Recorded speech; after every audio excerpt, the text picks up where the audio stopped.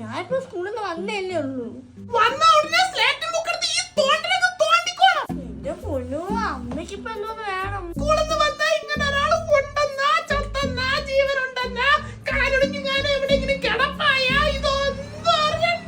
അത്രേ ഉള്ളു.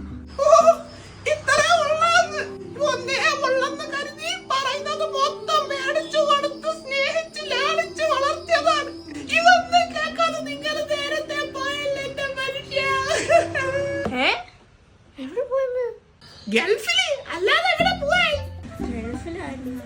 എന്റെ അമ്മ പയ്യെ പറ, ഇതുവല്ല നാട്ടുകാർ കേട്ടോ.